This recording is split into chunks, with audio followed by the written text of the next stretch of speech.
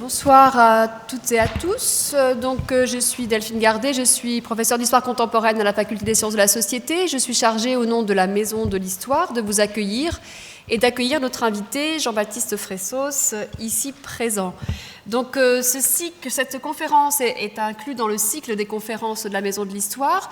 Je voudrais juste, avant de présenter notre invité, faire allusion rapidement à un événement qui va bientôt arriver en mars-avril, pas tout de suite, qui sera donc au programme des activités de la Maison de l'Histoire, le festival Histoire et Cité, autour de la thématique « Croire et faire croire ».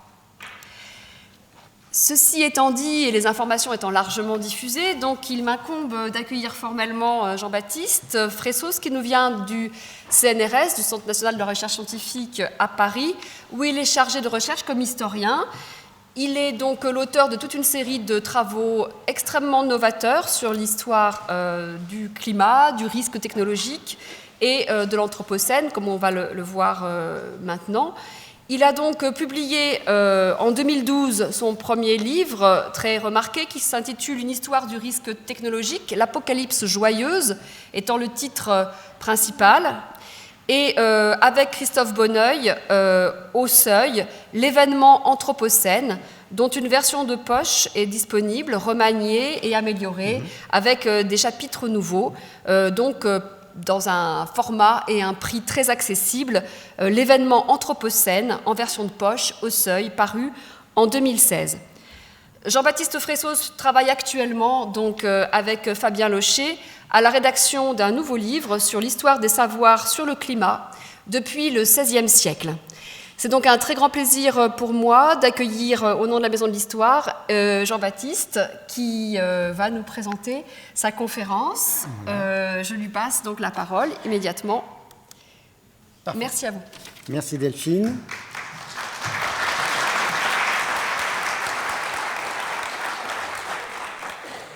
Merci à la Maison de l'Histoire pour cette invitation. Je suis extrêmement honoré. Donc je vais vous parler d'une histoire politique du CO2 et je voudrais commencer par cette courbe. C'est donc la courbe des émissions de CO2 au 19e et 20e siècle. Une courbe que vous avez sans doute tous en tête, une courbe extrêmement célèbre, une courbe qui est un petit peu l'emblème de l'Anthropocène, si vous voulez. Ce qui me frappe, c'est cette courbe, aussi fameuse soit-elle, on n'en a curieusement pas d'histoire. On n'en a pas d'histoire suffisamment précise qui permettrait, par exemple, de retracer à l'intérieur de cette courbe la part des émissions qui seraient dues à l'automobile ou bien qui seraient dues à l'agriculture industrielle. On n'a pas d'histoire assez précise qui permettrait aussi de mettre des acteurs derrière cette courbe. Quelle est la place, par exemple, des militaires dans cette courbe? Quelle est la place de la Seconde Guerre mondiale dans cette courbe? Vous voyez que dans les années 50, les émissions de CO2 croissent très rapidement. Est-ce que la Seconde Guerre mondiale a à voir avec cela? Et je crois que du fait de ce déficit d'histoire, les récits de la crise environnementale, les récits spontanés de la crise environnementale et climatique ont une fâcheuse tendance à se perdre dans des récits sans focale, des récits qui incriminent des choses énormes mais rien de très précis. Des récits qui s'attaquent à tout mais qui s'attaquent à rien de bien précis en particulier. Par exemple, on entend souvent que la crise environnementale, ce serait finalement une conséquence secondaire de la modernité. Comme si la révolution scientifique, le fait d'avoir lu Descartes, Boyle ou bien Galilée avait vraiment un rapport avec cette courbe, comme si le fait de séparer nature et société, politique et science, c'était vraiment, si vous voulez, quelque chose qui nous aurait mis sur ce chemin de l'abîme climatique. Ou alors on a des récits tout aussi peu indiscriminants qui vont parler du capitalisme en général, comme si le capitalisme avait toujours été fossile. Alors que le capitalisme au XVIIIe siècle, c'est un capitalisme qui est fondé sur la rente foncière, c'est donc un capitalisme qui est fondé sur la fertilité différentielle des sols, c'est les sols les plus fertiles qui donnent une rente plus importante, selon la théorie de David Ricardo, et donc c'est un capitalisme qui, par exemple, se préoccupe au premier chef de l'entretien des sols, et dans les baux qui relient les propriétaires terriens aux fermiers ou aux métayers, il y avait des clauses qui obligeaient le fermier ou le métayer à entretenir le sol, à le fertiliser régulièrement, etc. Donc on a des récits beaucoup trop larges et indiscriminants, et je dirais que d'une certaine manière, le concept d'anthropocène, vous savez, cette nouvelle ère géologique dans laquelle on serait rentré depuis la révolution industrielle ou depuis 1945, il y a des débats sur le point de départ de cette nouvelle époque géologique, ce concept d'anthropocène, c'est à mon avis l'un des meilleurs symptômes de ce déficit d'histoire. Parce que ce concept d'anthropocène, évidemment, il donne une vision extrêmement indifférenciée des responsabilités. Comme si derrière cette nouvelle époque géologique, c'était un anthropos non défini, un homme en général, une humanité collectivement responsable de la crise environnementale. Donc si vous voulez, cette notion d'anthropocène, qui est dans le sous-titre de la conférence, ça veut dire qu'elle n'est pas essentielle pour cette conférence, mais je voudrais simplement revenir rapidement sur cette notion. Ce concept d'anthropocène qui a eu un très grand succès à la fois médiatique et savant depuis les années 2000, au moment où on s'est mis à en parler, il a une force qui est indéniable, c'est de bien nous faire comprendre que ce qu'on vit, ce n'est pas simplement une crise environnementale, quelque chose qui a une temporalité courte. Derrière le mot crise, il y a quand même l'idée qu'on va sortir de la crise à un moment ou à un autre, mais ce qu'on vit, c'est une révolution géologique d'origine humaine. Ça veut dire que quoi qu'il arrive, quoi qu'on fasse, même si on devenait soudainement des écolos intégristes, ça ne changerait rien, on serait quand même dans la crise environnementale et dans l'anthropocène pour des dizaines de milliers d'années. Donc la force de ce concept d'anthropocène, c'est avant tout une force esthétique. C'est-à-dire que dire par exemple le CO2 est passé de 280 parties par million à l'époque pré-industrielle à 400 parties par million actuellement, ça n'a pas du tout le même impact que de dire on n'a jamais eu des niveaux de CO2 aussi importants depuis 3 millions d'années. Donc, si vous voulez, la force du concept d'anthropocène, c'est de resituer l'agir humain et la révolution industrielle et la modernisation technologique du XXe siècle à l'échelle des temps géologiques, en disant finalement ce que l'homme fait sur la planète, ça n'a de précédent ou d'équivalent que considéré que si on cherche sur des temps très très anciens, des choses comme la fin du Crétacé avec la chute d'une énorme météorite sur la Terre, ou alors des changements de l'orbite terrestre qui font les glaciations. Bon. Donc, ce concept d'anthropocène a cette force indéniable, et en même temps, c'est sans doute le pire nom qu'on pouvait trouver pour désigner la crise environnementale.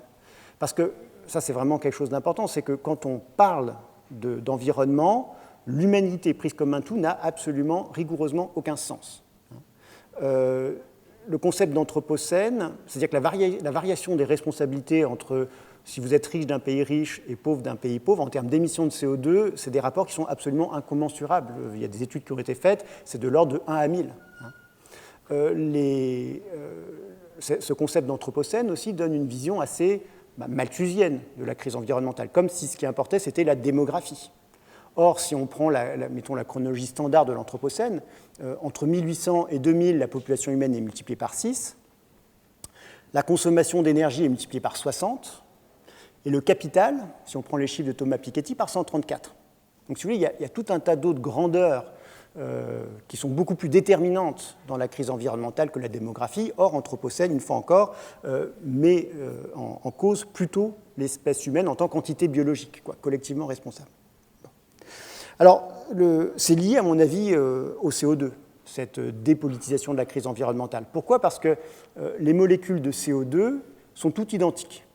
Que vous êtes un paysan haïtien qui brûle du bois pour faire chauffer sa nourriture, ou vous brûlez du diesel dans une 4x4, ça sera une molécule de CO2 absolument qu'on ne peut pas distinguer, qui est très bien mesurée par les savants, qui étudient l'atmosphère. Et donc le CO2, à travers ces courbes globales extrêmement impressionnantes, ont un effet de compactage de l'agir humain, qui réduisent toutes les différentes manières d'agir, de vivre, de se nourrir, etc., en un seul agrégat, les émissions de CO2 au cours du temps. Et donc, c'est un formidable effet aussi de neutralisation morale de la crise environnementale. Donc, ce que je voudrais faire aujourd'hui, c'est historiciser cette courbe de CO2 pour la repolitiser. Alors, il y a plusieurs manières de le faire, et je le ferai de 3 manières différentes aujourd'hui. Premièrement, la manière la plus évidente et la plus classique, si vous voulez, c'est de décompacter cette courbe, d'essayer de voir un petit peu quelle autre courbe on peut tracer à l'intérieur de cette courbe qui permettent un peu de redonner plus de spécificité à l'Anthropocène. Deuxièmement, je voudrais vous montrer que cette courbe, elle n'était pas inexorable.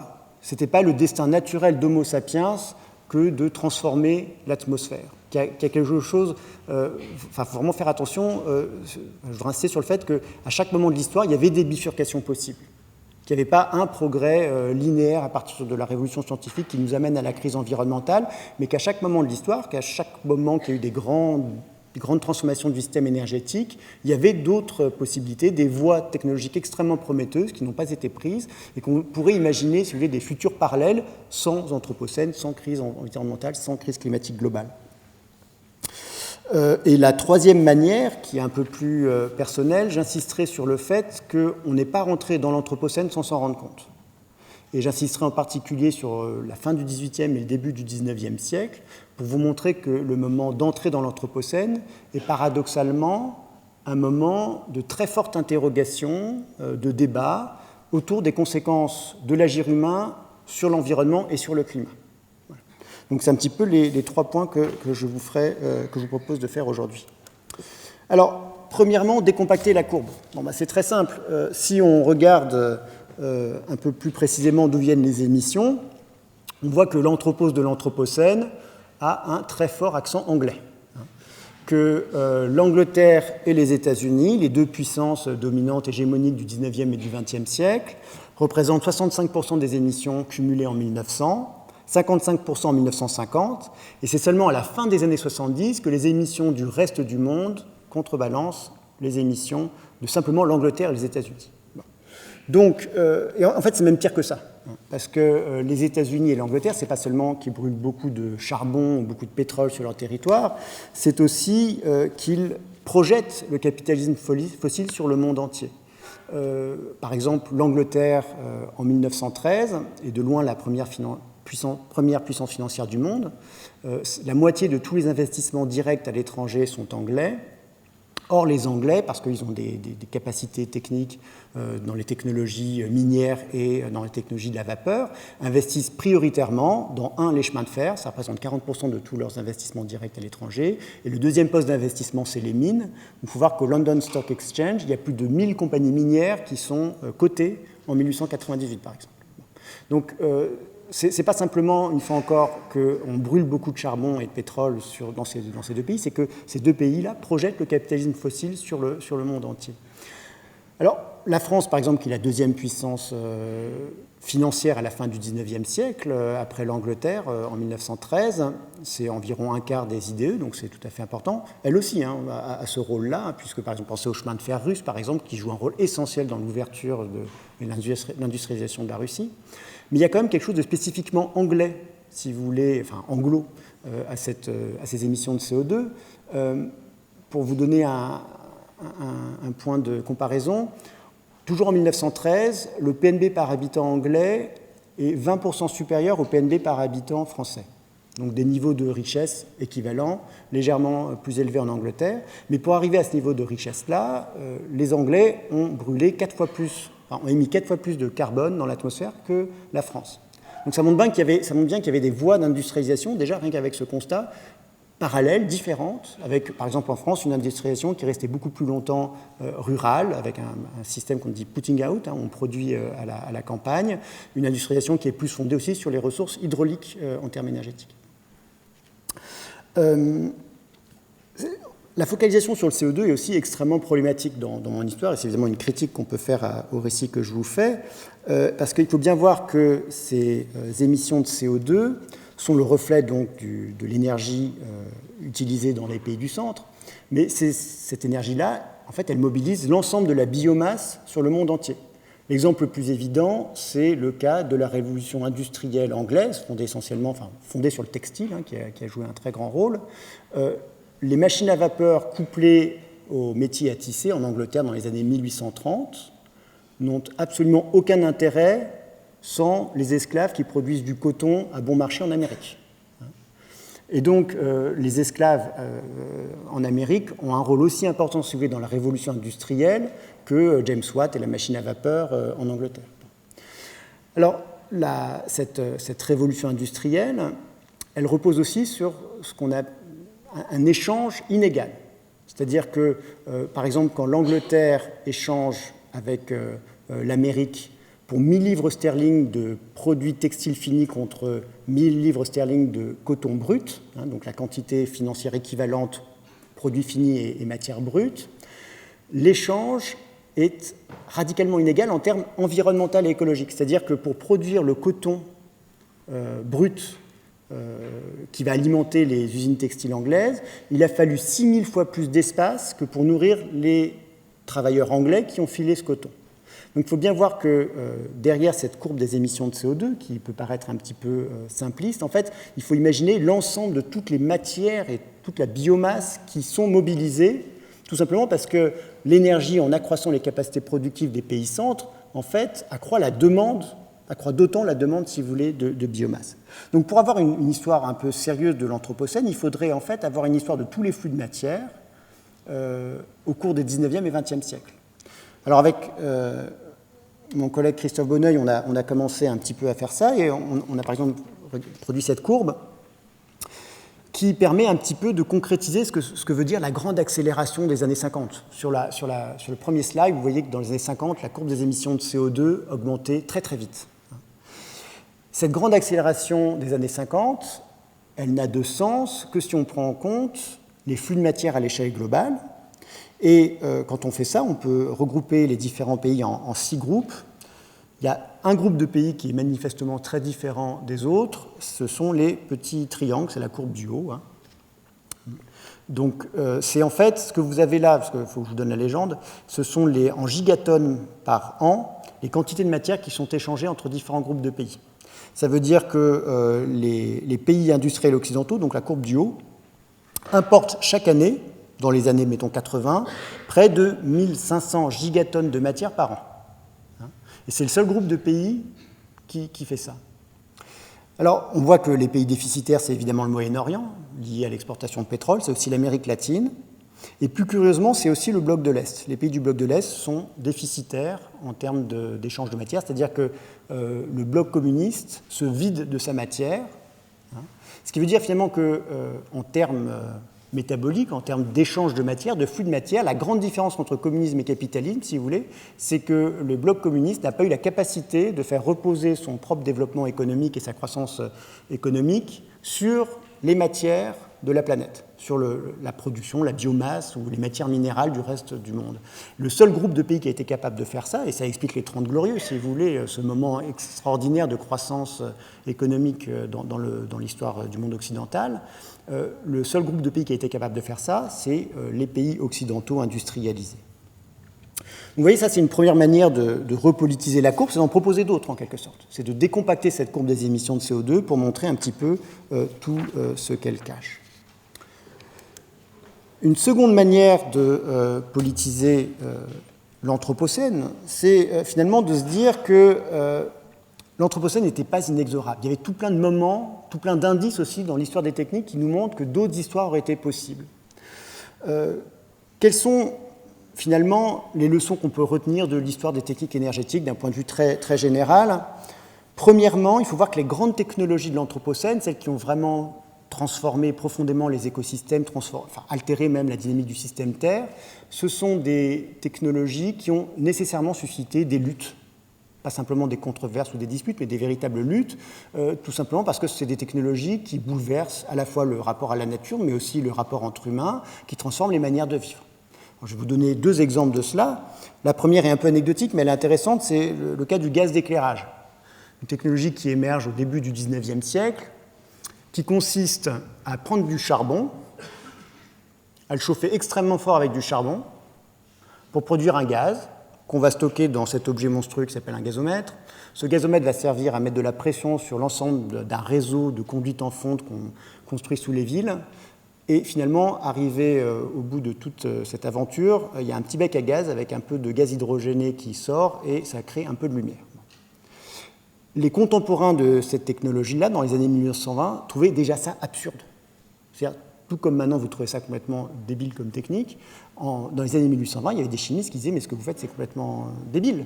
Vous reproduisez avec une débauche de fonte et une débauche d'énergie aussi, une lampe à huile. Une lampe à huile, ça fait exactement la même chose. Ça produit un gaz à partir d'une matière combustible et ça crée de la lumière. L'avantage de la lampe à huile, c'est portatif, c'est une matière renouvelable parce que c'est produit à partir de colza.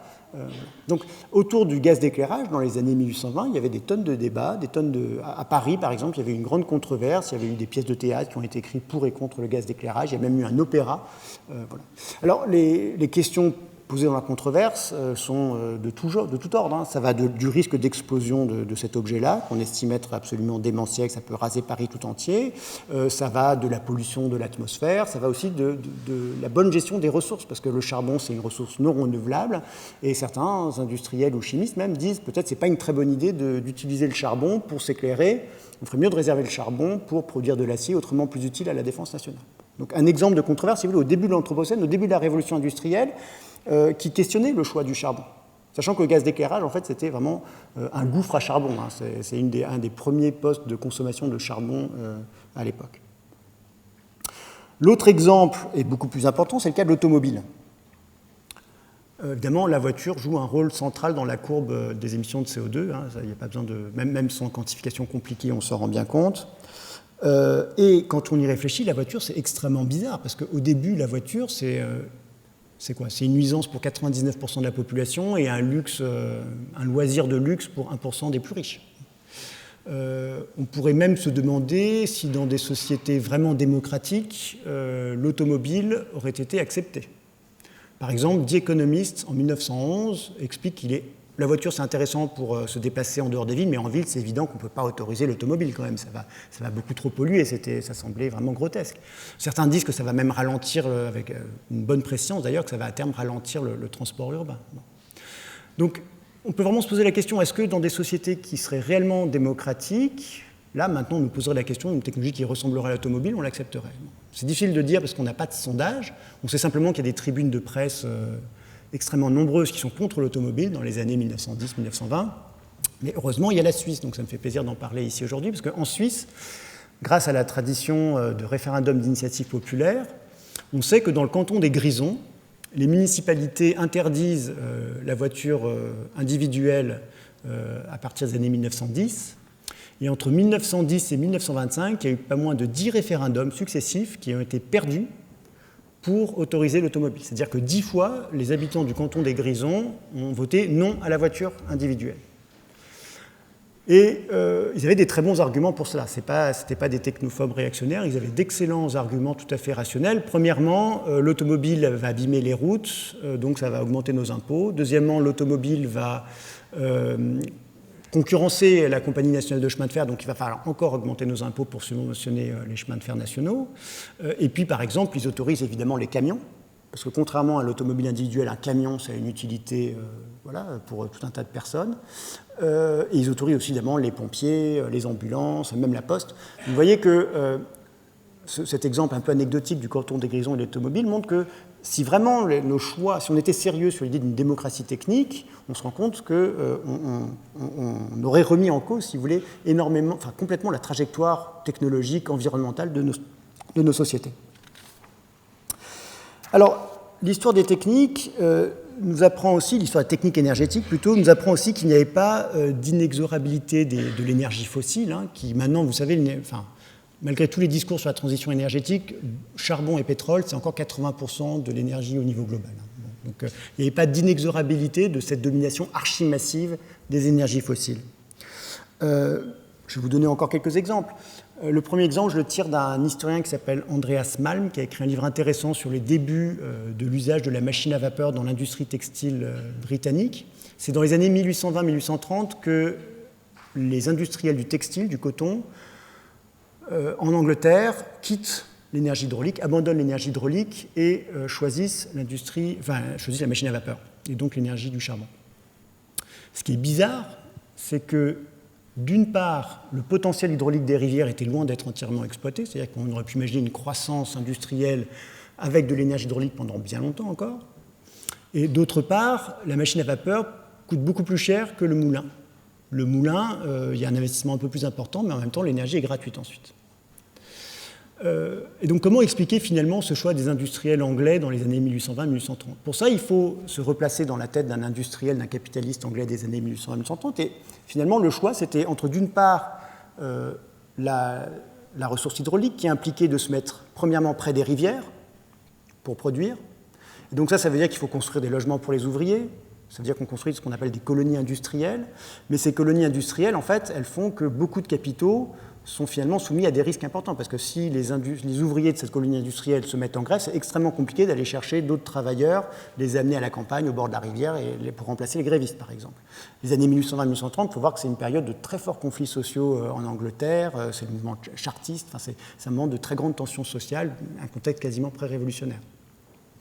Deuxièmement, l'énergie hydraulique oblige de se mettre d'accord et oblige de travailler ensemble. Tout simplement parce qu'il faut investir en commun pour construire un réservoir, pour construire un barrage, pour gérer ensuite l'énergie hydraulique. Si vous voulez, c'est un commun énergétique. Il faut par exemple être sûr que le voisin en amont ne va pas piquer toute la puissance et vous laisser rien, ne pas vous laisser d'énergie. Il faut aussi être sûr qu'ultérieurement, on aura le droit d'avoir plus de puissance pour pouvoir se développer. Donc finalement, bien que l'énergie hydraulique sur le papier coûte moins cher, et c'était un choix, si vous voulez, technique beaucoup plus élégant, parce que les machines à vapeur, en plus, dans les années 1820-1830, j'ai beaucoup travaillé là-dessus, avaient une furieuse tendance à exploser et à faire tout plein de morts en explosant. C'était un choix qui, sur le papier, était logique et qui, économiquement, était rationnel, mais finalement, la machine à vapeur, c'était une manière luxueuse et coûteuse d'être tranquille chez soi, d'être vraiment le maître dans son domaine. C'est-à-dire, une fois qu'on s'est équipé d'une machine à vapeur, le patron anglais, il peut produire quand il veut, à l'heure qu'il veut, il n'a pas besoin de se soucier de ses voisins, etc. etc. Bon. Donc là, on a un choix énergétique hyper important, historiquement hyper important, qui n'obéit pas simplement à une rationalité technique et économique, mais qui peut ne se comprendre que dans un cadre idéologique qui est celui du capitalisme industriel anglais des années 1820-1830. D'une manière générale, l'histoire des énergies renouvelables, qu'elles soient animales, éoliennes, hydrauliques ou solaires, montre que ces énergies, avant de devenir de simples alternatives, de simples énergies alternatives, étaient évidemment centrales. En fait, ce que les historiens montrent bien, c'est que de plus en plus, on se rend compte que jusqu'à assez tard dans le XIXe siècle, ce sont les énergies dominantes. L'exemple de l'Angleterre qui recourt très tôt au charbon est absolument exceptionnel, et dans la plupart des pays, par exemple aux États-Unis, en 1870, les 3/4 de l'énergie industrielle est encore hydraulique. Vous voyez que le choix du charbon est très très spécifique. Et d'autre part, on peut dire que ces énergies renouvelables, elles se modernisent. Ce ne sont pas des énergies anciennes. C'est-à-dire que, évidemment, les roues hydrauliques de la fin du XIXe siècle, ce sont des roues qui n'ont rien à voir aux moulins du début du XIXe siècle. Elles utilisent les meilleurs acquis de l'hydraulique. D'autre part, on peut aussi remarquer qu'il se passe des choses très importantes avec des énergies non industrielles, des énergies traditionnelles.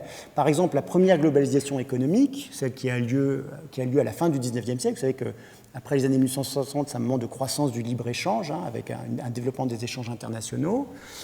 Elle s'est faite majoritairement à la force du vent, puisque en 1868, 92% de la marine marchande britannique est mue par la voile. Donc on a une première globalisation qui s'est faite essentiellement par la force du vent.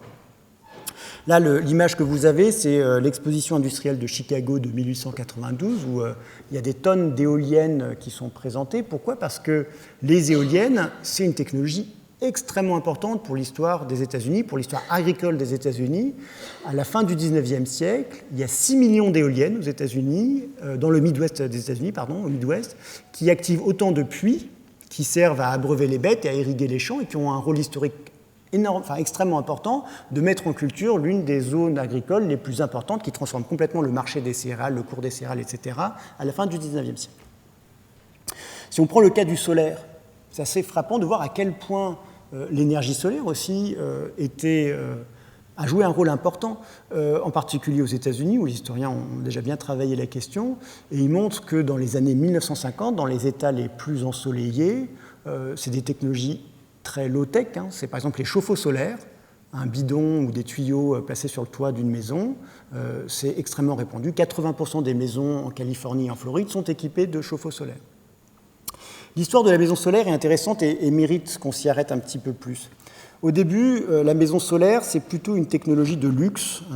Donc c'est lié à des innovations techniques, par exemple le double vitrage qui est breveté en 1932. Au début, c'est plutôt pour des maisons assez luxueuses de riches américains qui veulent s'extraire des grands réseaux techniques et se mettre à la campagne. Donc c'est ce genre de maison, plutôt luxueuse. Ce qui est intéressant, c'est que pendant la Seconde Guerre mondiale, le gouvernement américain subventionne les recherches sur la maison solaire, le but étant d'économiser les ressources en pétrole pour en envoyer le maximum au front.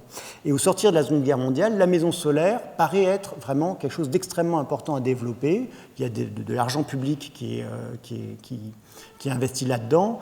Par exemple, d'anciens ingénieurs du Manhattan Project comme Daniel Farrington où Maria Telkes explique que le nucléaire, c'est une voie sans avenir parce que l'uranium, on n'en a pas beaucoup, on va dépendre de chaînes d'approvisionnement étrangers, etc. Et qu'au contraire, le solaire, c'est la voie du futur. Donc dans les années 40 se développe l'idée d'une maison solaire pour la classe moyenne américaine. Et ce qui est intéressant, c'est de voir comment finalement ce projet-là a été tué dans l'œuf. Et on peut si vous voulez, en insistant sur l'importance des renouvelables, mon point, c'est de vous montrer que la domination sans partage des fossiles est liée à une histoire politique, à des acteurs bien précis sur lesquels on peut mettre des noms, à des intérêts bien précis. Ce n'est pas simplement la modernité, ce n'est pas simplement le développement. D'accord. Donc, par exemple, pour ce qui est de la fin de la maison solaire, on peut dire que le contexte, c'est la crise du logement aux États-Unis au sortir de la Seconde Guerre mondiale. Retour des GIs, baby boom, il y a vraiment un déficit très important de construction. Et en 1945, Daniel Levitt, donc un promoteur immobilier américain, décide d'appliquer les bonnes vieilles méthodes tayloriennes et fordiennes de standardisation des tâches et de standardisation du travail et des pièces qui avaient si bien marché dans l'industrie automobile au bâtiment. Plutôt que de s'embêter à faire des maisons qui soient bien orientées en fonction de l'ensoleillement, à mettre des vitres sanitaires qui permettent d'isoler du sol mais qui coûtent cher, à construire tout simplement dans les États du Sud des États-Unis un porche qui permet devant sa maison qui permet d'éviter d'avoir le soleil d'aplomb de midi en été et par contre de profiter de la lumière rasante en hiver. Donc des principes de base, si vous voulez, de l'architecture depuis Vitruve au moins. Au lieu de faire tout ça, on va faire des maisons à plus bas coût possible. L'idée, c'est de rendre l'achat d'une maison de banlieue moins cher que la location d'un appartement en centre-ville. C'est à peu près ça, disons, l'objectif en termes économiques. Et pour faire ça, on est obligé de construire des cages à lapins. On rase des terrains entiers au bulldozer. On se préoccupe beaucoup moins de l'exposition des maisons. Et on se retrouve avec ces maisons-là qui sont absolument invivables en été, dans les États chauds des États-Unis, ce qui fait que dans les années 50 se développe la climatisation. C'est le début de l'air conditionné massif aux États-Unis. Le problème de la climatisation, c'est que ça crée un pic de demande en été. Et pour les producteurs d'électricité, les pics, comme vous le savez, c'est extrêmement énervant parce que ça oblige à proportionner les capacités productives pour fournir le pic et donc à immobiliser plus de capital que nécessaire. Et donc les compagnies comme General Electric, les producteurs d'électricité aux États-Unis, vont entreprendre de promouvoir le chauffage électrique pour lisser le pic. Comme ça, on a deux pics et puis donc c'est beaucoup plus lisse. Et donc on se retrouve avec une situation technologique complètement absurde où le chauffage électrique, vous savez que c'est une aberration thermodynamique. Très peu de l'énergie finalement est récupérée quand on choisit l'électricité pour se chauffer. On se retrouve dans un pays riche quand même en gaz, en pétrole, en charbon et en bois. Les nouvelles constructions dans les années 50-60, dans ces grands lotissements standardisés, utilisent le chauffage électrique. Là, l'histoire, je la trouve intéressante parce qu'on voit que par une sorte d'enchaînement d'intérêts bien compris, on se retrouve avec un choix technologique tout à fait absurde. Et on pourrait dire à peu près la même chose du choix du chauffage électrique en France dans les années 70, lié évidemment au programme électronucléaire français. Le second exemple de mauvais choix technologique, si vous voulez, c'est l'automobile individuelle et la tragédie des tramways. Je vous ai déjà un petit peu parlé de la voiture, mais il faut bien voir que la voiture, souvent on entend l'argument que finalement la voiture c'était bien en termes environnementaux parce que ça remplaçait le cheval qui était une véritable nuisance, et on raconte toujours cette histoire à Londres, il fallait des bottes de 3 mètres de haut pour traverser les routes tellement il y avait du crottin dans les rues. Évidemment c'est une absurdité complète puisque entre-temps il y avait eu le tramway, en particulier le tramway électrique qui aux États-Unis était extrêmement développé. Le tramway électrique aux États-Unis en 1902, c'est 35 000 km de lignes électrifiées et 5 milliards de voyages par an. Donc c'est un mode massif de déplacement qui existe dès 1902. Donc là, l'histoire, finalement, c'est comment on a abouti à abandonner les tramways, parce que maintenant les tramways aux États-Unis, c'est quand même assez rare, pour arriver au choix de l'automobile individuelle. Alors il y a plusieurs étapes dans cette tragédie. Premièrement, l'automobile en ville, à New York, cette photo est prise, je crois, à New York, ralentit le tramway, donc ça réduit son efficacité, et surtout l'automobile va dégrader le pavé des rues. Or, les compagnies de tramway s'étaient engagées auprès des municipalités dans des contrats de très long terme, et ces contrats obligeaient les compagnies de tramway à maintenir le pavé, à maintenir les rues, enfin, à faire en sorte que les rues, il n'y ait pas des gros nids de poules. Et ça coûte extrêmement cher. Par exemple, les compagnies de tramway consacrent un quart de leurs revenus à cela. Et donc, de manière paradoxale, les compagnies de tramway subventionnent, le transport collectif subventionne le transport individuel. D'autre part, en 1935, il y a une loi antitrust qui s'appelle le Wheeler and Rayburn Act, qui oblige les grands conglomérats électriques comme General Electric et Insull à vendre leurs compagnies de tramway. Alors, ces compagnies de tramway étaient déjà devenues déficitaires du fait de la concurrence des automobiles, mais dans un grand conglomérat électrique, ça pouvait faire sens d'avoir une compagnie de tramway parce qu'une fois encore, ça permet de lisser les pics. C'est-à-dire quand les gens sont en train de prendre le tramway, les usines ne sont pas forcément en train de tourner à plein régime, par exemple. Donc, à l'intérieur d'un grand conglomérat, ça pouvait encore faire sens. Pris individuellement, ces compagnies de tramway, ce sont des gouffres. Ce qui fait qu'en 1935, il y a des centaines de petites compagnies de tramway qui se retrouvent sur le marché, et 3 entreprises que sont General Motors, Firestone et Standard Oil, en utilisant des prête-noms divers et variés, vont racheter en masse ces compagnies de tramway. Et vous imaginez bien que pour l'entreprise du pneu, de l'essence et de la voiture, le cœur de leur business model, ce n'est pas le transport collectif électrique. Et donc, ils vont s'employer soit à fermer les lignes, soit à ne pas investir du tout, soit les remplacer par des bus à essence. Donc là, on a un exemple aussi de voies technologiques extrêmement prometteuses qui auraient créé des villes différentes, qui auraient créé des sociabilités différentes, qui auraient créé un monde différent et une atmosphère différente, qui n'a pas été, enfin, qui est rentrée en crise pour de mauvaises raisons, en tout cas des raisons qui ne sont absolument pas techniques ou rationnelles. Alors, au-delà des tramways, il faut voir que la maison de banlieue, c'est un grand projet politique. Pour les conservateurs américains des années 1920, la maison de banlieue, ça semble être le meilleur rempart contre le communisme. On a des textes très clairs de Herbert Hoover qui dit, voilà, une fois qu'on est propriétaire de sa maison, on a un autre instinct politique. Et puis, évidemment, quand vous vivez dans des habitats collectifs, dans des centres-villes, il y a des solidarités qui se créent, des solidarités ethniques, des solidarités de métiers, qui sont aussi très utiles en cas de grève pour avoir des caisses d'entraide, etc.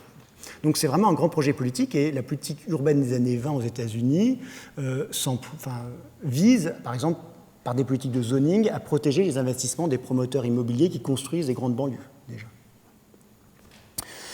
En assurant à ces autres promoteurs que oui, on ne va pas construire une zone industrielle à côté de chez eux, par exemple. D'autre part, il faut voir aussi que la maison de banlieue est liée à l'automobile. Or, l'automobile, ça a été un formidable moyen de discipline sociale dans l'Amérique des années 20. En 1926, la moitié des foyers américains sont déjà équipés de voitures. Ça peut paraître ahurissant, sachant qu'en France, on a des taux de pénétration, enfin en Europe, on a des taux de pénétration équivalents seulement dans les années 50 ou 60, donc aux États-Unis, c'est beaucoup plus précoce. Mais il faut savoir que les 2/3 de ces voitures ont été achetées avec un crédit à la consommation. En fait, c'est l'automobile, principalement, qui crée le crédit à la consommation. Avant, si vous voulez, les entreprises comme Ford ou General Motors, ce sont eux qui normalisent le crédit à la consommation. Avant ça, on prêtait, enfin les prêteurs sur gage, c'était un milieu un peu interlope et louche, et puis on prêtait que soit aux entreprises, soit aux riches pour acheter une maison. En gros, c'était les deux seuls types de prêts. Le crédit à la consommation est créé à ce moment-là, enfin se développe à ce moment-là. Évidemment, l'effet d'un crédit à la consommation, c'est que vous êtes obligé d'assurer un salaire, enfin des entrées régulières sur une durée de temps importante. Et ça, c'est extrêmement important pour les industriels des années 20 aux États-Unis, parce qu'ils étaient confrontés à un grave problème de turnover, en particulier chez Ford, où les conditions de travail étaient telles que la plupart des ouvriers qualifiés, malgré un salaire plus important, préféraient aller travailler ailleurs. Alors maintenant, si on prend un point de vue plus général, on se pose la question de la pétrolisation des sociétés occidentales, de cette formidable addition énergétique que représente le pétrole. Le pétrole, c'est quelques pourcents du mix énergétique en 1910 et c'est 70% de l'énergie dans les années 70. Donc on a une explosion, si vous voulez, de la consommation de pétrole au cours de la première moitié du XXe siècle. Les historiens Bruce Podomnik et Tim Mitchell ont proposé récemment des histoires assez intéressantes et très politiques de ce phénomène-là, en faisant remarquer une chose toute simple, c'est que le pétrole à énergie constante coûte beaucoup plus cher que le charbon. Beaucoup, beaucoup plus cher en Europe et encore plus cher aux États-Unis. C'est ce que montrent les courbes de gauche sur ce slide. Et donc, selon eux, la clé de l'histoire de la pétrolisation, il faut en revenir à l'histoire sociale de la fin du XIXe siècle. À la fin du XIXe siècle, sans doute pour la première fois dans l'histoire, les ouvriers ont dans leurs mains l'ensemble de l'économie des sociétés occidentales. Si les mineurs se mettent en grève, c'est tout le système économique qui s'arrête. Vous avez à droite une caricature, enfin pas une caricature, un dessin du Illustrated London News de la fin du XIXe siècle qui imagine ce que serait l'effet d'une grève des mineurs. Donc vous avez en haut une société brillante et en bas quelque chose de noir voilà, et misérable. Les grèves qui dans les années, enfin la question sociale des années 1830-1840, systématiquement les grèves, enfin les travailleurs perdent concrètement, la répression fonctionne. À la fin du XIXe siècle, il y a quelque chose de nouveau qui apparaît, c'est que les grèves, ça marche. C'est-à-dire en 1889, il y a une grande grève dans le nord de la France, il y a des augmentations de salaire. Même chose dans la Ruhr, même chose dans le bassin minier anglais, etc. Donc c'est aussi le moment de syndicats de masse, c'est aussi le moment de grandes avancées sociales. Pensez limitation du temps de travail, droit de vote masculin, assurance sociale. Donc il y a des avancées sociales qui sont liées en partie au pouvoir des syndicats de mineurs d'interrompre le flux énergétique de l'économie. Une fois qu'on relie étroitement la question sociale avec la question charbonnière, évidemment, la question de la pétrolisation prend un tour très intéressant. Parce que ce que Tim Mitchell explique, c'est que l'addition énergétique du pétrole est liée à la volonté de arrimer l'Europe de l'Ouest au bloc occidental. Après la Seconde Guerre mondiale, les syndicats, la CGT par exemple, est proche du Parti communiste, lui-même proche de l'Union soviétique, et c'est extrêmement important pour la puissance géopolitique américaine de s'assurer le soutien sans faille des pays de l'Ouest. Et donc, par exemple, le plan Marshall, vous savez, ce grand plan d'investissement qui sert à reconstruire l'Europe après la Seconde Guerre mondiale, le plan Marshall a servi massivement à développer le pétrole, à subventionner l'achat de pétrole américain. Donc il me semble que c'est par ce genre d'histoire qu'on peut avoir une histoire donc plus politique de l'énergie et comprendre finalement notre trajectoire énergétique. Le dernier exemple que je vais vous prendre, c'est le lien entre CO2 et guerre. Un lien qui n'est pas forcément évident, mais qui en fait s'explique très naturellement.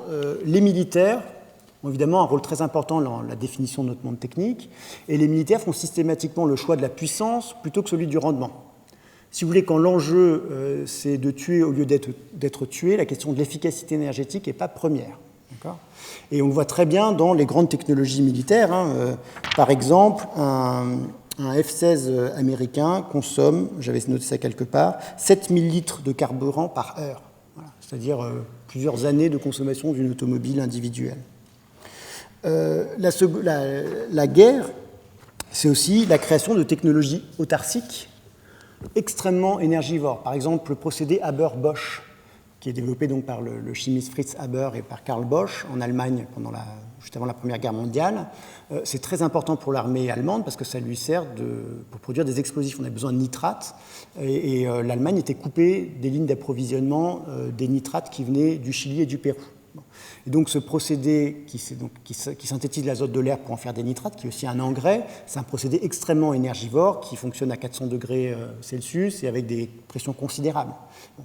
Donc là, on a une technologie autarcique au départ, qui ensuite va évidemment complètement révolutionner l'agriculture en permettant la production d'engrais artificiels, mais qui au départ est une technologie militaire.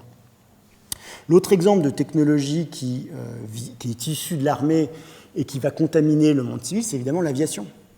L'aviation, c'est de A à Z une histoire de militaire. Depuis Clément Ader, qui fait ses premiers essais devant des généraux de l'armée française, aux frères Wright, qui tout de suite comprennent que leur invention, ça va d'abord être utile comme machine de guerre. Hein. C'est dès le début une technologie militaire et ça le devient de plus en plus. Pendant la Seconde Guerre mondiale, c'est le moment où l'Amérique du Nord, la production d'aluminium explose en Amérique du Nord. C'est aussi le moment où on est investi aux États-Unis pour produire du carburant d'aviation. Le carburant d'aviation, ça peut sembler tout bête, mais c'est un procédé chimique très particulier qui s'appelle l'alkylation. Ça a demandé un budget de R&D de $1 milliard. Pour donner un exemple, le projet Manhattan s'est évalué à $2 milliards. Donc c'est un projet de recherche et développement considérable, à peu près, d'importance équivalente à celle du projet Manhattan. Une fois que, évidemment, les États-Unis ont investi de telles sommes dans la production de carburant d'aviation, qu'il y a des surcapacités productives en aluminium, tout est fait pour encourager l'aviation civile, un secteur dont ils détiennent évidemment le quasi-monopole en 1944-45. Et en 1944, à Chicago, est signé un traité qui s'appelle le traité de l'OACI, qui organise l'aviation civile internationale. Et dans ce traité, il est dit qu'on ne taxera pas le carburant d'aviation. Et encore maintenant, quand on parle de taxer le transport aérien, on se heurte à un traité qui a été passé en 1944 et qui est lié à un impératif de recyclage des capacités productives américaines. L'autre exemple de technologie qui est issue du monde militaire, c'est les autoroutes. Les autoroutes, vous savez qu'au début, c'est Hitler qui propose un grand développement d'autoroutes pour résoudre le dilemme stratégique allemand, à savoir que l'Allemagne est vulnérable sur deux fronts par une attaque simultanée de l'Est et de l'Ouest. Grâce aux autoroutes, ça permet en quelques heures de traverser l'Allemagne. Eisenhower, donc le commandant en chef des forces alliées pendant la Seconde Guerre mondiale, est revenu extrêmement impressionné des autoroutes allemandes, d'autant plus qu'aux États-Unis, le réseau routier est dans un état déplorable. Quand il arrivera à la présidence, donc Dwight Eisenhower va passer une loi, donc c'est une loi de 1956, qui s'appelle le National Highway Defense Act. Alors, le lien entre défense nationale et autoroute peut paraître surprenant, mais il est tout à fait logique parce que le grand projet de Eisenhower à ce moment-là, c'est de disperser la production industrielle. Il se place en fait du point de vue de la victime d'un feu nucléaire. Et toujours en prenant modèle sur l'Allemagne nazie qui avait réussi à déconcentrer sa production industrielle pendant la Seconde Guerre mondiale et à approvisionner finalement son système militaire malgré les bombardements continuels de l'aviation alliée, finalement l'armée allemande n'avait pas manqué de roulement à billes, n'avait pas manqué d'acide sulfurique, etc. On avait les produits de base qui permettaient de faire tourner la machine militaire allemande jusqu'à assez tard finalement dans la guerre. Et la même réflexion stratégique s'impose aux États-Unis en disant il faut disperser nos capacités productives pour nous rendre plus résilients face à un feu nucléaire russe. Et donc il y a par exemple des subventions qui sont données aux industriels s'ils s'éloignent du centre traditionnel, par exemple là, de la métallurgie dans l'est des États-Unis. Et ce grand réseau autoroutier des années 1956 jusqu'aux années 60, fin des années 70 même, c'est un énorme projet d'investissement. C'est $50 milliards qui sont dépensés dans ce National Defense Highway Act. Pour vous donner un ordre de grandeur, le plan Marshall, c'est $17 milliards. Donc c'est vraiment un des plus grands, si vous voulez, projets d'ingénierie civile du XXe siècle. Ça s'inscrivait dans cette politique de dispersion industrielle. Ça devait permettre de répartir la production sur l'ensemble du territoire. Donc d'une certaine manière, l'histoire que je vous racontais sur l'automobile au début du XIXe siècle, elle croise aussi l'histoire du militaire. Elle croise aussi l'histoire de la guerre froide. Alors maintenant, je vais revenir quasiment 150 ans en arrière, et je voudrais revenir sur le début de la courbe des émissions de CO2 quand commence à se passer quelque chose autour des années 1800. Il faut savoir que, en fait, dans les années 1800, la plupart des émissions de CO2, c'est évidemment pas la machine à vapeur, c'est évidemment pas le charbon, mais c'est la déforestation. C'est le changement d'usage des sols, pour parler le terme des géographes. Et en fait, jusqu'à assez tard, jusqu'en 1910, les émissions liées à la déforestation sont plus importantes que les émissions fossiles. Or, la question de la déforestation, c'est la grande question d'écologie politique du XIXe siècle, même de la fin du XVIIIe siècle au début, jusqu'aux années 1850. Pourquoi ? Pour comprendre cela, il faut se replacer dans un cadre théorique qui est celui de la théologie naturelle.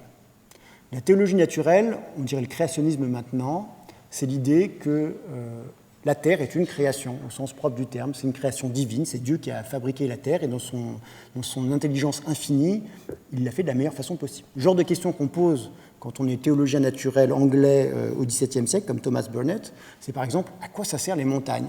Pourquoi il y a autant d'océans ? Les océans, ça ne sert à rien, on peut pas, ça paraît complètement inutile.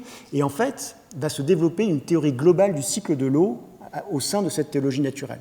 Par exemple, à quoi ça sert les océans ? Eh bien, ça sert à produire de la vapeur d'eau qui va circuler et qui va se condenser sur les continents et qui va assurer la fertilité des terres. Les montagnes aussi, ça sert de condensateur pour les nuages et pour cette eau qui s'évapore. À la fin du XVIIe siècle, émerge l'idée que les arbres, la végétation, jouent un rôle dans ce cycle global de l'eau.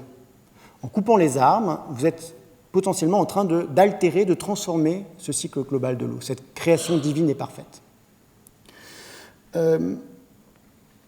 Dans un premier temps, le débat sur le changement climatique est plutôt positif, c'est-à-dire on estime qu'en déforestant, on améliore le climat. C'est en particulier l'exemple de l'Amérique du Nord qui est cité. Finalement, le grand débat sur le climat émerge de la comparaison aussi des climats en Amérique et en Europe. En Amérique, il fait beaucoup plus froid à latitude donnée. Il fait plus froid à New York qu'à Bordeaux, par exemple. Bon, comment expliquer ça ? C'est parce qu'on n'a pas encore déforesté aux États-Unis, en Amérique, pardon. On n'a pas vidé les marais, etc. Il faut transformer la nature pour rendre le climat plus habitable. Alors, et ça intéresse énormément les contemporains au plus haut niveau, parce que, en fait, ce qui intéresse les théologiens naturels du XVIIe et du XVIIIe siècle, c'est de savoir si la colonisation, elle est sanctifiée. Est-ce qu'en déforestant massivement un continent entier, on s'inscrit dans un plan divin où on ne fait pas quelque chose de théologiquement et religieusement répréhensible ? Ça intéresse tellement les contemporains que le roi Charles II d'Angleterre, en 1671, reçoit le gouverneur de Nouvelle-Angleterre, John Winthrop, devant Robert Boyle, un savant anglais fondateur de la Royal Society en Angleterre, pour savoir si effectivement c'est vrai qu'en déforestant, on a amélioré le climat en Amérique. Donc c'est vraiment une question tout à fait importante en termes de justification du projet impérial britannique. Sachant que les gens comme Robert Boyle et les savants anglais du XVIIe siècle, ils pensaient qu'à travers la colonisation guidée par la science, ils allaient recréer le monde d'Adam. Ils voulaient recréer le monde d'avant la chute, quoi. Alors, cet optimisme à la fois impérial et occidental se transforme et bascule en pessimisme à la fin du XVIIIe siècle pour des raisons diverses et variées qui sont liées à l'accentuation du pitage glaciaire et aussi surtout au problème des ressources en bois. Je vous montre ce dessin que je trouve très chouette qui se trouve dans les archives de la Bibliothèque municipale de Lyon. C'est le frontispice d'un mémoire qui est écrit en réponse à une question qu'on qualifierait d'efficacité énergétique. En 1784, il y a eu un gros hiver en France, le bois coûte de plus en plus cher et donc la Société des sciences de Lyon décide de mettre au concours la question suivante, comment faire des cheminées qui chauffent de 2 degrés Réaumur de plus avec la même quantité de bois. Donc vraiment une question d'efficacité énergétique tout à fait typique. Et l'auteur connecte la question assez prosaïque d'efficacité énergétique avec la question de la conservation forestière et la question de l'équilibre du globe. Parce qu'il dit finalement en déforestant, ce que vous faites, vous êtes en train de couper le petit fil qui maintient la Terre en équilibre. Donc il y a vraiment cette idée très présente qui est liée à la crise énergétique majeure que traverse l'Europe occidentale à la fin du XVIIIe siècle. Et en France, un moment important, c'est aussi dans l'émergence d'une anxiété climatique, c'est la nationalisation des forêts du clergé en 1789.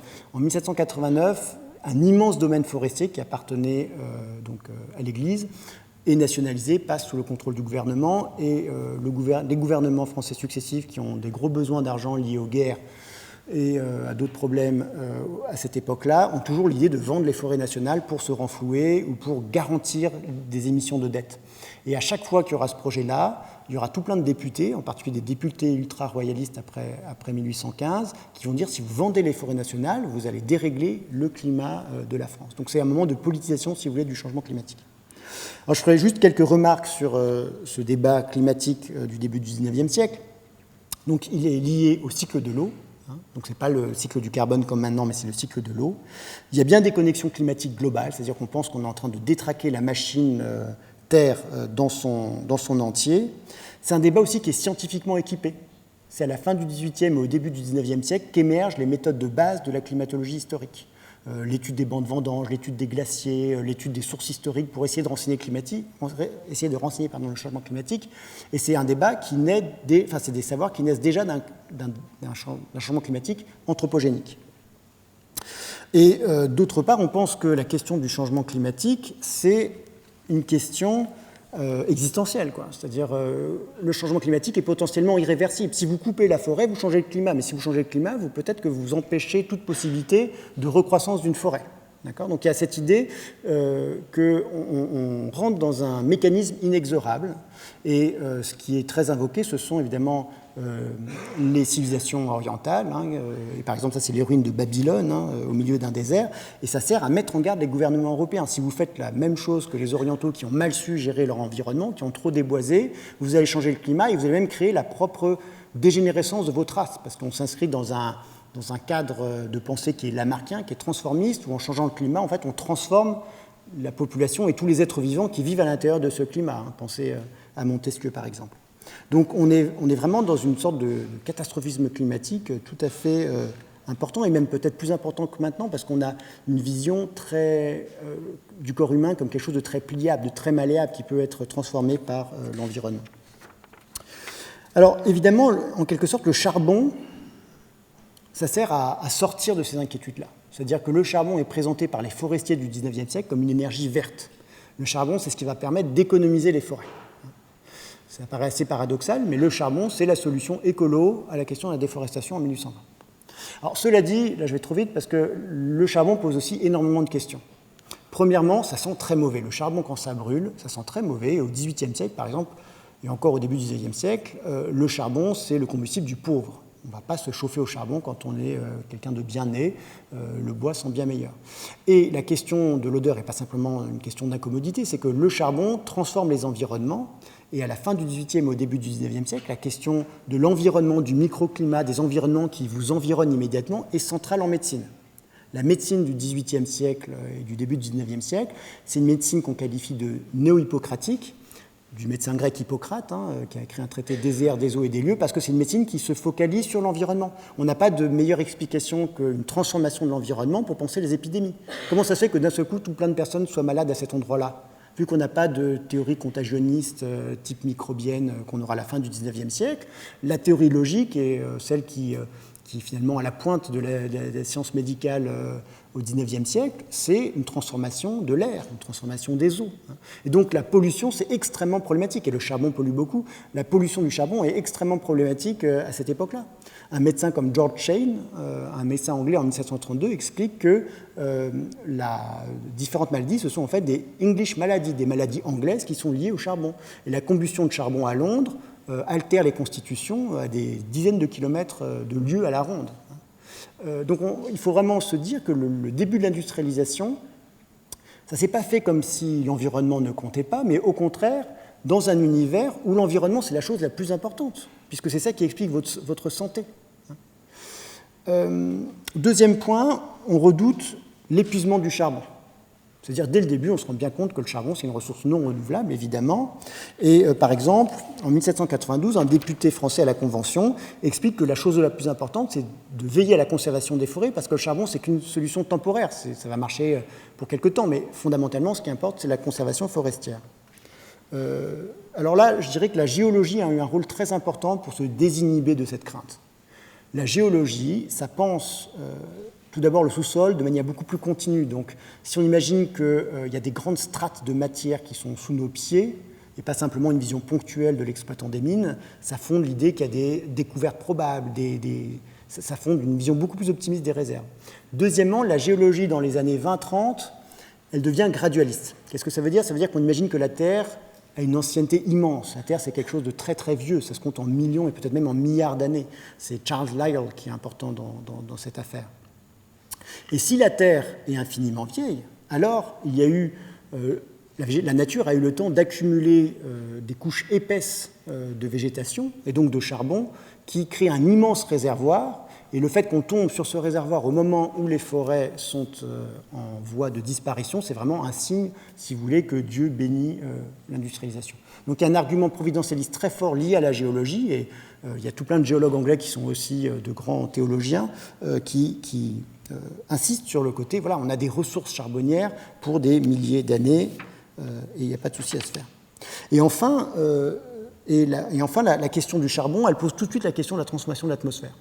On n'a pas attendu les années 50 du XXe siècle pour se soucier de l'augmentation de la teneur en CO2 de l'atmosphère. Et c'est logique, parce que je vous ai déjà parlé de la théologie naturelle, mais la question du cycle de l'eau, en fait, ça vaut pour tous les autres cycles de matière. Et les chimistes, en particulier en Angleterre, des années 20-30, ils disent on va utiliser la chimie lavoisienne pour étudier tous les cycles de matière et pour étudier le dessein divin, en fait.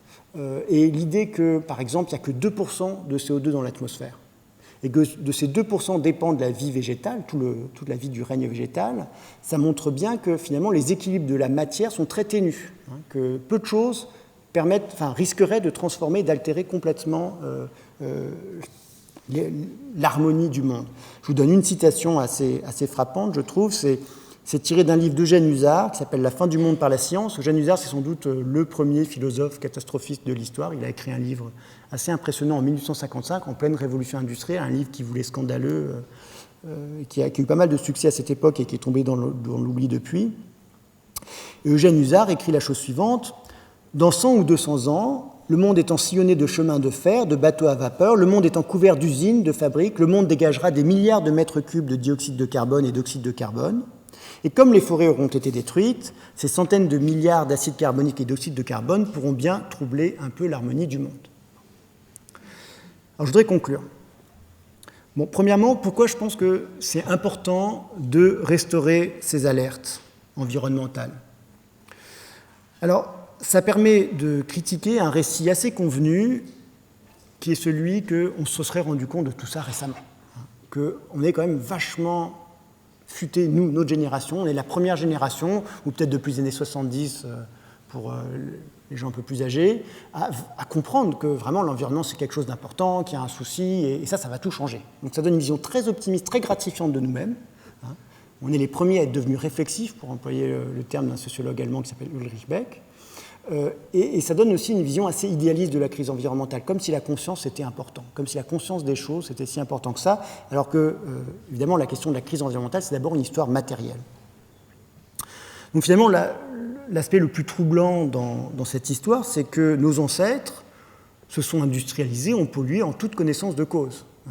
Et ils avaient bien conscience de ce qu'ils faisaient, ils ont choisi de passer outre. Donc ça nous rend beaucoup plus modestes sur les conséquences de notre propre excellence et de notre propre conscience des choses, sur est-ce que ça va vraiment transformer quelque chose, si vous voulez. Deuxièmement, pourquoi c'est important de disposer d'une histoire politique du CO2 ? Il me semble que le débat public est un petit peu, sur ces questions énergétiques, a une forte tendance à être apolitique. On dit on va faire une transition énergétique. Comme si on allait peut-être pas acheter du pain demain matin, mais comme si, voilà, on va faire une transition énergétique, on va se mettre tous ensemble, on va faire une transition énergétique. Bon. Le problème, c'est qu'historiquement, et la première courbe le montrait très bien, il n'y a jamais eu de transition énergétique. Vous voyez que toutes ces énergies-là ne font que croître, que ce soit le charbon, on n'a jamais consommé autant de charbon que maintenant. Là, je disais récemment dans la presse, l'Australie veut construire à Adélaïde une mine qui s'appelle la mine de Carmichael, où il compte extraire 60 millions de tonnes de charbon par an. 60 millions de tonnes, ça donne, on n'a aucune idée de ce que c'est. Au pic de production charbonnier, l'Angleterre, c'était 120 millions de tonnes. Il y avait plus d'1 million de personnes qui travaillaient dans les mines à ce moment-là en Angleterre. D'accord ? Donc une seule mine. En Australie, c'est la moitié de tout le charbon anglais au moment où ils en produisent le plus. Bon, ça vous donne un peu une idée de l'ampleur des masses de matière dont on parle déjà, et du fait que le charbon, on est en plein dedans, quoi. Donc une transition énergétique, ça n'a jamais eu lieu. Donc si on veut en faire une, ça veut dire qu'il faut vraiment se retrousser les manches. On ne va pas simplement faire confiance vous voyez, à quelques décideurs et quelques grandes firmes éoliennes pour faire une transition énergétique.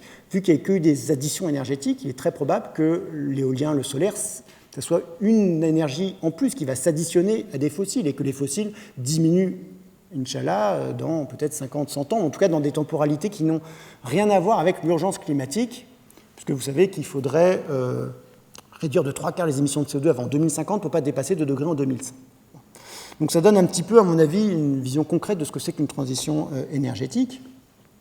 Et finalement, avec une histoire politique du CO2, on voit qu'entamer une vraie transition énergétique, ça revient à exercer un droit d'inventaire, ça revient à défaire des choix technologiques qui ont été faits tout au long du 19e et 20e siècle. Ça montre qu'il faut aussi des forces immenses. Pensez au rôle des USA pendant la guerre froide. Voilà, c'est ce genre de puissance géopolitique considérable qui font advenir une addition énergétique pétrolière. Et on ne voit pas trop les forces géopolitiques ou les forces sociales qu'il y a derrière l'éolien ou le solaire maintenant. Et finalement, ça consiste donc à défaire des choix, ça consiste aussi à se libérer d'institutions répressives, où j'ai mentionné l'armée, le système militaro-industriel, il faudrait parler aussi du consumérisme disciplinaire, et ce peut être une expérience en ce sens très émancipatrice. Voilà, je vous remercie pour votre attention.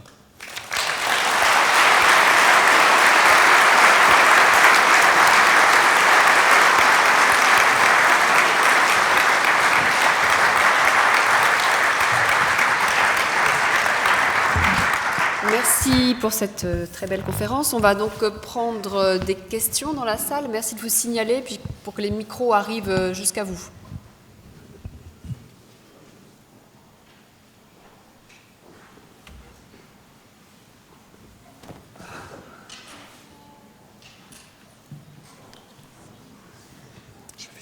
Merci beaucoup pour cette conférence vraiment passionnante.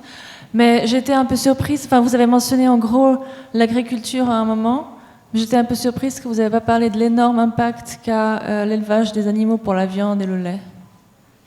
Alors oui, effectivement, ce que je trouve intéressant dans votre question, c'est que, une fois encore, on voit que la solution n'est pas high-tech, quoi. C'est-à-dire, en gros, on ne manque pas de calories végétales. Donc, une façon toute simple de réduire les émissions de CO2 liées à l'agriculture, ce serait de réduire drastiquement la consommation de viande. Donc là, on a un exemple de problème qui peut sembler catastrophique, qui, en fait, si on change un peu de façon de penser, c'est-à-dire l'idée, c'est pas de produire toujours plus, mais de consommer différemment, la solution se résoudrait, enfin pas d'elle-même, ce serait un peu trop simple de dire ça, mais en tout cas, ça résoudrait pas mal de difficultés.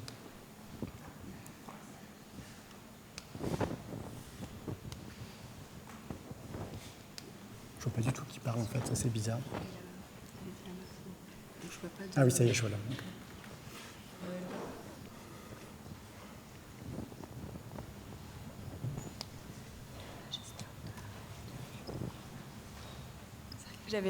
Merci pour votre conférence. J'avais juste une question par rapport à l'avenir, parce que voir si vous êtes optimiste. Vous m'entendez ? Voilà. Juste voir si vous êtes optimiste par rapport à l'avenir. Comment est-ce que vous entrevoyez en fait le déroulement de la suite par rapport à tout ça ? Alors, non, c'est pas ça que je voulais faire. J'ai rien de très intéressant à dire sur l'avenir, si ce n'est qu'il est quand même conditionné d'une certaine manière par le passé et par le présent. Et il me semble que quand je vous montre cette courbe, il n'y a pas besoin d'être grand devin pour se dire pourquoi diable, d'un seul coup, cette courbe basculerait, sachant qu'elle n'a jamais vraiment basculé, quoi. Donc ça rend forcément pessimiste. Il n'y a pas de raison fondamentale d'être optimiste, je trouve. Donc c'est une conférence très déprimante, hein, c'est sûr. On ne va pas échapper à cette conclusion. Alors, je vais finir sur une touche d'espoir un peu provocateur, mais il ne faut pas prendre ça trop au sérieux. Je dis qu'il n'y a jamais eu de transition énergétique. Alors, évidemment, localement, il y a eu des transitions énergétiques. On consomme beaucoup moins de charbon en Suisse, je pense, qu'au XIXe siècle. Voilà. C'est au niveau global qu'il n'y a jamais eu de vraie transition énergétique. Donc, ça donne quand même une marge de manœuvre. On a des exemples de transition énergétique radicale qui ont déjà eu lieu dans l'histoire. C'est arrivé. Il y a un exemple qui est assez intéressant, c'est Cuba, après 1992. Cuba dépendait exclusivement pour son pétrole de l'Union soviétique. Ils recevaient du pétrole très bon marché du RSS. Et en 1992, soudainement, cet approvisionnement s'interrompt du fait de la chute de l'Union soviétique. Et les Cubains durent innover. Pendant 10 ans, ils ont vécu ce qu'ils ont appelé el periodo especial, la période spéciale. Et donc on a assisté à une déconcentration, par exemple, de l'industrie. Les horaires de travail ont diminué, tout simplement parce qu'on ne peut pas travailler quand il fait nuit, quand on n'a pas beaucoup d'énergie, parce qu'on peut travailler qu'à la lumière du jour. L'agriculture s'est beaucoup plus réorientée vers des engrais organiques, parce que les engrais chimiques, c'est très énergivore. D'autre part, alors ça a eu des effets assez durs sur les corps des Cubains. Ils ont perdu en moyenne 5 kilos en 10 ans. Donc ça se ressent dans les corps, une transition énergétique sérieuse, ce n'est pas quelque chose qui est anodin. Ça se ressent vraiment dans le tour de taille, si vous voulez. Le seul côté positif, c'est que les maladies cardiovasculaires ont diminué assez considérablement. Il y a des articles tout à fait sérieux de médecine qui étudient la population cubaine parce que voilà, ça leur permet d'avoir une sorte de population test, si vous voulez, sur qu'est-ce qui se passe quand on change radicalement et très rapidement d'habitude de consommation. Et malgré ces efforts tout à fait considérables, la diminution des émissions de CO2 en 10 ans, si je me souviens bien, c'est 60%. C'est pas mal, franchement, mais c'est moins que ce qu'il faut qu'on fasse, quoi. C'est ça le côté le plus effrayant. Après, on pourrait se dire, bon, nous, évidemment, les Cubains, ils sont quand même très pauvres, ils n'ont pas des bonnes technologies comme nous, etc. On a le cas de la France qui a investi massivement dans le système nucléaire dans les années 70-80, et où les émissions de CO2, bon an, mal an, elles croissent de 1 à 2% par an, alors qu'on est en train d'investir des sommes considérables en termes du PNB national dans le système nucléaire. Donc ça nous rend assez modestes, à mon avis, sur les solutions high-tech aux émissions, pour la réduction des émissions de CO2. Donc voilà, après il y a des transitions énergétiques qui se passent très très mal et c'est la Corée du Nord. La Corée du Nord a été confrontée au même problème que Cuba, sauf que là il y a eu une famine épouvantable, il y a eu entre 5 et 10% de la population qui y est passée. Enfin voilà, donc on a des désastres aussi. Donc, comment dire, il n'y a pas de leçon optimiste non, en fait, à tirer vraiment de l'histoire. Je crois qu'il y a... À part que les énergies renouvelables... jusqu'à assez tard, on a réussi à s'industrialiser, on a réussi à produire, on a réussi à se nourrir, on a réussi quand même à faire des choses assez chouettes avec des renouvelables, jusqu'à assez tard dans le 19e siècle, quoi, avant que le pétrole vienne tout bouffer, quoi, en gros.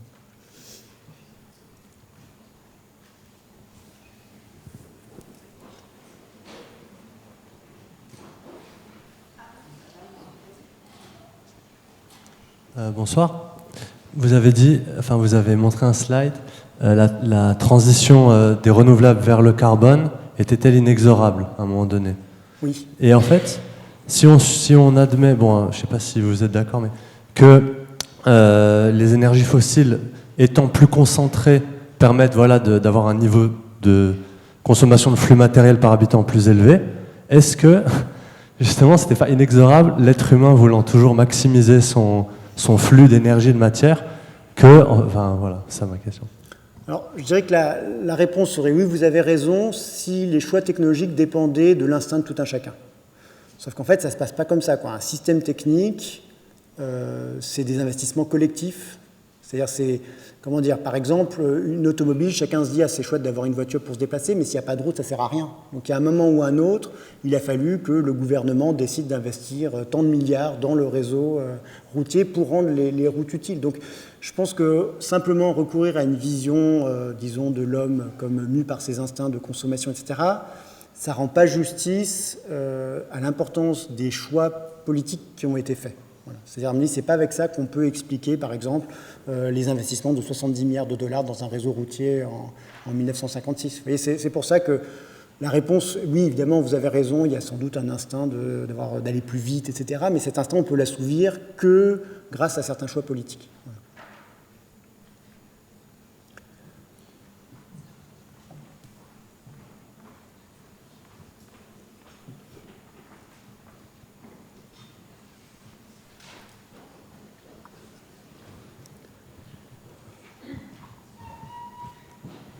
Les manifestations de l'Anthropocène ne peuvent se réduire à la question des perturbations des cycles géochimiques, dont le CO2, le carbone, évidemment l'azote, le phosphore, le soufre, il y en a d'autres.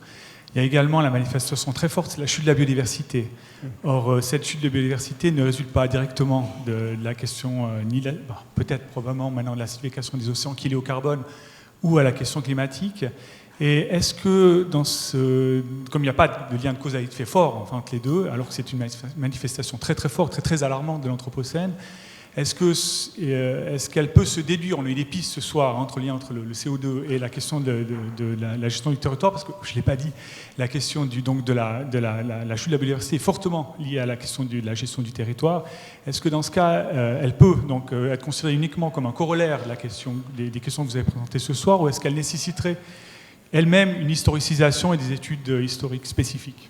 Non, ça nécessiterait une histoire très différente et évidemment la question démographique c'est sans doute plus importante si on étudiait la chute de la biodiversité que simplement les émissions de CO2. Ça, je pense que c'est un argument que vous pouvez tout à fait développer. En même temps, on retrouverait les mêmes acteurs, je pense, assez rapidement. Par exemple, pour ce qui est de la biodiversité sous-marine, marine, on peut tout à fait faire l'argument que la pêche a été entièrement transformée par la Seconde Guerre mondiale. Sans la Seconde Guerre mondiale, il n'y a pas les sonars, il n'y a pas le GPS, il n'y a pas le GPS pour la guerre froide, j'entends, il n'y a pas non plus le nylon. Le nylon, c'est une technologie qui a d'abord servi à faire des parachutes, avant de faire des filets traînants de kilomètres de long qui transforment complètement la pêche dans la seconde moitié du XXe siècle. Donc là, on a un exemple pour empiéter vraiment sur la biodiversité marine, on a besoin des technologies dont je vous ai parlé. Pour ce qui est de la biodiversité terrestre, c'est sans doute plus compliqué. Il y a un livre de Jared Diamond qui montre bien qu'il y a eu des grandes extinctions auparavant. En même temps, la crise d'extinction qu'on vit en ce moment, elle est étroitement liée au changement climatique, au développement du transport routier. Enfin voilà, donc sans transport routier, on ne peut pas non plus avoir ces voies pénétrantes dans l'Amazonie pour exploiter ses ressources. Alors, est-ce que ce serait une histoire si différente? Je ne sais pas, c'est une bonne question, je n'ai pas forcément réfléchi. À vrai dire, la notion d'anthropocène, elle a aussi le défaut, à mon avis, de faire passer à la trappe la question de la biodiversité, parce que l'anthropocène, c'est quand même une altération de la dynamique du système Terre. Donc ça centre quand même la question sur les grands cycles biogéochimiques, sur le cycle du carbone, sur le cycle de l'azote, sur le cycle du phosphore. Et l'idée, c'est qu'on change de régime géologique. Disons qu'au cours de l'histoire humaine, il y a tout plein d'espèces qui se sont éteintes à cause des humains, et ça n'a pas fait basculer la Terre dans une autre époque géologique pour autant. Donc voilà, je dirais que c'est effectivement un point aveugle de la conférence, vous avez raison.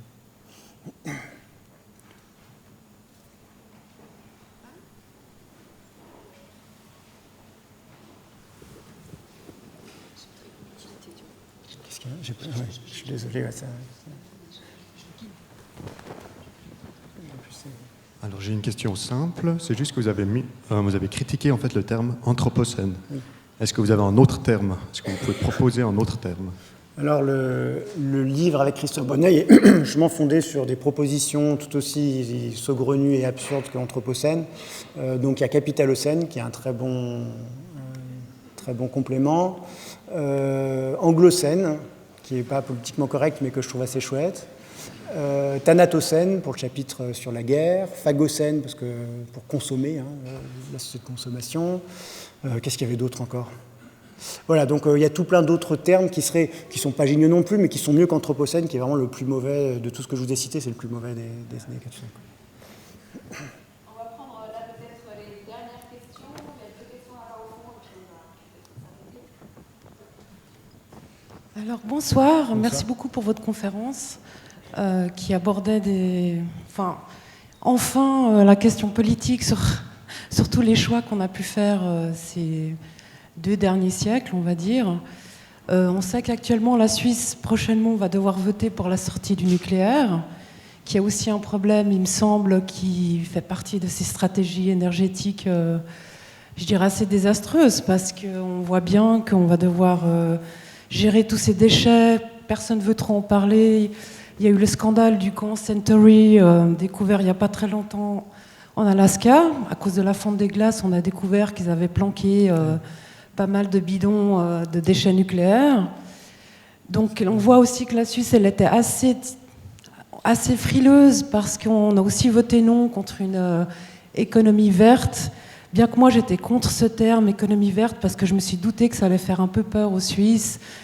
Peut-être qu'économie durable, ça aurait été plus malin parce que ça signifiait poser la question, qu'est-ce que ça veut dire durable? Donc déjà, voilà, moi je pense qu'on a beaucoup de grands défis sur effectivement l'exploitation intensive de l'élevage, qui pose aussi des problèmes, mais vous avez surtout bien fait d'aborder le sujet sur les forêts, la déforestation. J'ai vu un reportage récemment d'un physicien qui travaille dans les sciences de la forêt là, à l'INRA, l'Institut de recherche dans les sciences, particulièrement sciences naturelles, qui disait qu'après la dernière glaciation, la température de la Terre elle avait augmenté environ de 5 degrés, elle avait mis environ 6000 ans pour cette augmentation, alors qu'en moins de 100 ans, on n'arrive pas loin des 2 degrés.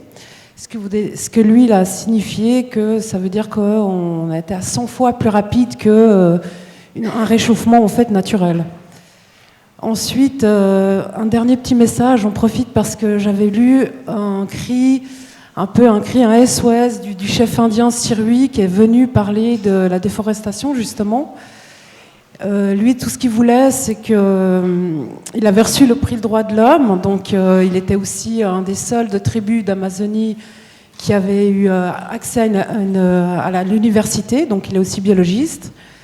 Et avec Corinne Sombrin, ils avaient été invités dans l'émission L'Invité, justement, où il parlait, il lançait un peu un SOS parce qu'il rappelait quand même que c'est 10 hectares, ça fait 10 fois la taille de la France, que c'est des centaines de milliers d'espèces qui sont en jeu, et que effectivement, la disparition des forêts, c'est un accélérateur, si vous voulez, des problèmes climatiques et de l'absorption du CO2. C'est des puits de carbone énormes qui disparaissent. Est-ce que éventuellement vous pouvez passer à votre voisine derrière pour la dernière question et puis tu vas répondre aux 2 questions? Je peux, ouais. Merci. Merci. Moi, je voulais juste demander je pense qu'un des grands changements les plus récents, peut-être que je me trompe, mais un des changements les plus récents qu'il y a eu au niveau du CO2, c'est sa monétisation. Donc le fait que maintenant on peut acheter des certificats, des attestations de carbone, etc. Et puis, alors je ne sais pas si ça va avoir un impact en fait sur l'évolution. J'aimerais avoir votre avis là-dessus. En fait, est-ce que ça va avoir un impact positif, négatif? Est-ce qu'on va entrer dans une transition énergétique grâce ou à cause de ces attestations? Enfin, voilà. Est-ce qu'on peut déjà juger à l'heure actuelle de l'impact? Sur cette question, donc, depuis le protocole de Kyoto, c'est 1997, les émissions de CO2 ont fait qu'augmenter.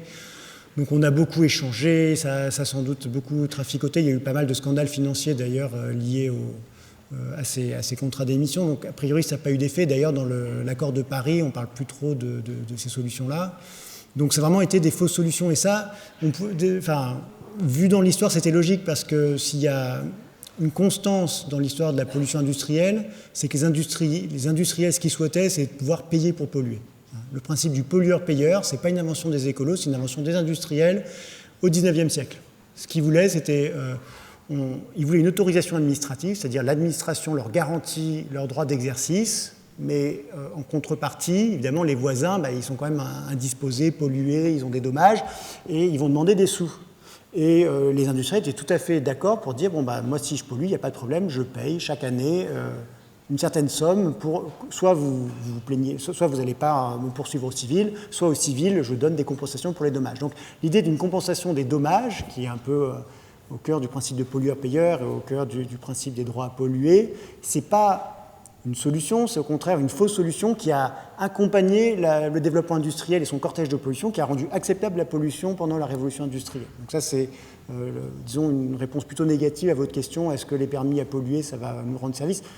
Vous me direz, si on les mettait à extrêmement cher et qu'on ne laissait pas la possibilité, par exemple, d'aller acheter des crédits carbone pour compenser une pollution ailleurs, ça pourrait faire quelque chose. Je ne dis pas le contraire, si on rentre vraiment dans la technique de la chose. Le fait est que la façon dont ça a été organisé, c'était vraiment organisé par les industriels et par les nations aussi, qui ne voulaient pas non plus nuire à la compétitivité de leurs industries nationales. Donc ça a été un échec, et je crois que ce n'est plus vraiment une question de débat maintenant. Pour revenir sur les forêts, alors disons que la question de la déforestation, maintenant, depuis les années 50 du XXe siècle, elle se pose surtout dans les pays du Sud. C'est-à-dire que grâce au charbon et au pétrole, le couvert forestier dans les pays riches a augmenté. On a plutôt un maximum de forêts en ce moment en Europe. Et par contre, c'est évidemment dans les pays du Sud que le couvert forestier a diminué. C'est lié à la courbe que je vous ai montrée, des flux de matière. C'est une illustration directe de cette courbe-là. Et pour ce qui est de la Suisse et l'idée de vivre avec une seule planète, je trouvais l'idée séduisante de soumettre ça à un référendum. Il faudrait faire attention aussi que le cas très particulier de la Suisse ne donne pas l'illusion que c'est possible et qu'on peut y arriver. Parce que récemment, je disais, c'est encore plus petit que la Suisse, c'est une région au sud de l'Autriche. Ça faisait une page entière dans Le Monde disant, voilà, cette région-là, elle arrive à vivre avec 100% d'énergie renouvelable. Oui, forcément, ils vivent à côté des montagnes, ils ne sont pas très nombreux, ils ont des gros barrages hydrauliques, ça n'a rien d'extraordinaire et c'est un peu la moindre des choses quoi, que d'émettre très peu de CO2 quand on est dans cette situation-là. Mais c'est sans doute pas une situation généralisable, disons, facilement à l'ensemble de la planète, quoi. Voilà. Merci pour ces réponses, merci pour la conférence et à vos questions. Et bonne soirée. Donc, prochain rendez-vous de la Maison d'Histoire fin mars, début avril. Merci.